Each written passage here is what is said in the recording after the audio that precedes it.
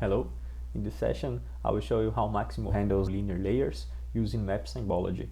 Well, let's first go to our map manager and click linear tab. Here we can see our records. In my case, for the demonstration, I'm using assets as linear objects. Here we can see all the layers that are linked to this asset, like asset specification, features, relationships, service requests, and work orders.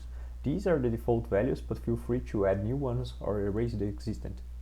We start showing you how we configure the symbology for each one of them. I will choose 3 here, so it will be easier for you to see.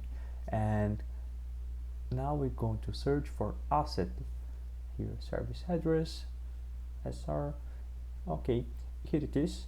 Now I will expand linear symbology, and as you can see, all our layer objects are right here. I will choose asset specification. You need to find the symbology object so we can change its color. So as you can see, it's configured to appear in the blue color. Let's change it to red.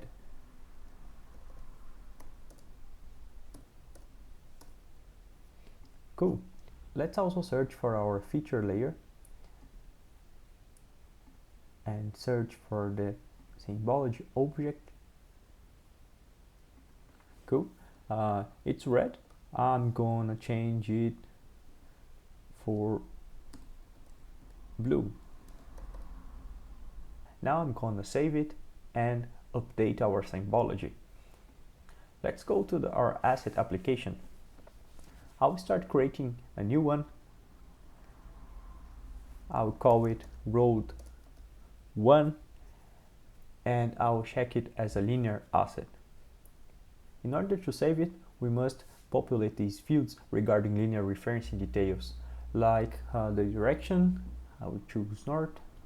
I will choose my road in kilometers, and it starts from 0 and goes to 100. Let's save it. And now let's go to the features tab. I will add a new feature here. For example, a guardrail, which will start from 0 kilometers and go until 70. Now I'm going to save it. I will create a new one, but this one, which will also be a guardrail, it will start from 80 and go to 95 and save it. So let's go now to the specifications. I'll add a new row. In order to add a specification, we should add also a classification.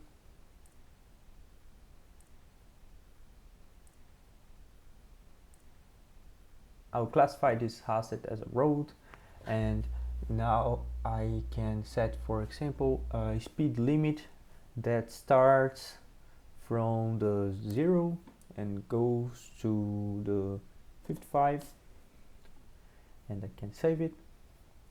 I can also add a relationship to another asset. I can say that this road is parallel to another one.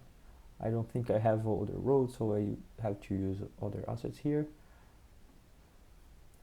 So let's add a starting measure here. This relationship starts from 0 and goes until 65. Okay. As you can see, I forced all these layers to be overlapped by themselves, so I can show you how Maximo handles that in the map tab. Since we just created this asset, it's not linked to any feature yet. So let's use our edit tool and create this road in the map. I will say that it will start from here.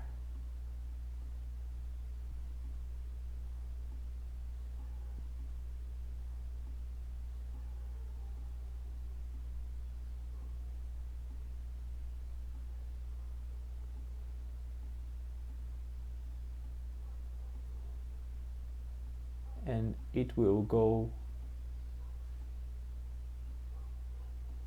until here. Let's close it. Well, as you can see, These are our layers, and if we use the identify tool, we can check them individually. So the blue one, as we properly configured, are the features, and the red one, specifications, and green one, the relationships. Also, if you want a more specific visualization of the asset and its layers, you can choose to use our linear visual control. In here, we will be able to see the asset layers as well as their attributes.